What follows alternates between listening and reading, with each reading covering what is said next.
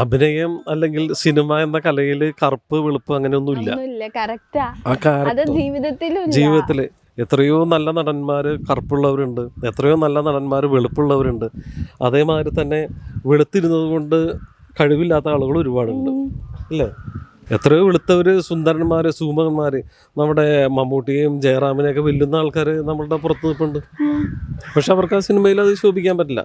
എത്രയോ കറുത്തവർ നന്നായിട്ട് ആക്ട് ചെയ്ത് നല്ല രീതിയിൽ മുമ്പോട്ട് പോകുന്ന എത്രയോ നടന്മാരുണ്ട്. ജനങ്ങൾ കറുപ്പിനെയോ വെളുപ്പിനെയോ അല്ല അംഗീകരിക്കുന്നത്, അവൻ്റെ വ്യക്തിത്വം, അവൻ്റെ പേഴ്സണാലിറ്റി, അവൻ്റെ അഭിനയം, അതാണ് ജനങ്ങൾ അംഗീകരിക്കുന്നത്. ഈ സിനിമ ഇറങ്ങിയ ശേഷം ഇപ്പൊ ഉണ്ടായിരുന്ന വിഷമം അതിലൊന്നും വിഷമിക്കേണ്ടതാണ് എൻ്റെ പേഴ്സണൽ അഭിപ്രായം. ഇനി തുടർന്ന് സംസാരിക്കാം.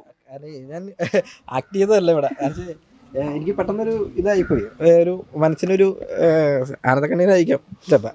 കാരണം ആ ഒരു ഇതിൽ വന്നിട്ട് നമുക്കിപ്പോൾ ഈ ഒരു ഇൻ്റർവ്യൂ പടത്തിൻ്റെ ഭാഗമായിട്ട് നമുക്ക് ഇവിടെ ഇരിക്കാൻ പറ്റുമ്പോൾ അത് എന്താ പറയുക, ജോർജ് ചേട്ടനും സുധീർ സാരി അവരോടൊക്കെ എത്രത്തോളം നന്ദി പറയണമെന്ന് അറിയാൻ പറ്റത്തില്ല. ആ ഒരു കാരണം അതുപോലെ ആ ഒരു സമയത്ത് ചില നടന്മാർക്ക് കത്തെഴുതണ പോലെ, അന്ന് ഇതൊന്നുമില്ല, മൊബൈലൊന്നുമില്ല, അത് കത്തെഴുതണ പരിപാടി അങ്ങനെയൊക്കെ ഉണ്ടായിരുന്നു. അപ്പോൾ അതൊക്കെ നമ്മുടെ വീട്ടുകാർക്ക് അല്ല ബന്ധുക്കൊക്കെ വീടിൻ്റെ അടുത്തുള്ളവരൊക്കെ കിട്ടിയിട്ട് അതൊക്കെ വെച്ച് തന്നെ ഒരുപാട് കളിയാക്കി, അങ്ങനെ കുറേ സിറ്റുവേഷൻ കണ്ടായിട്ടുണ്ട് ഇതിൻ്റെ പിന്നിൽ.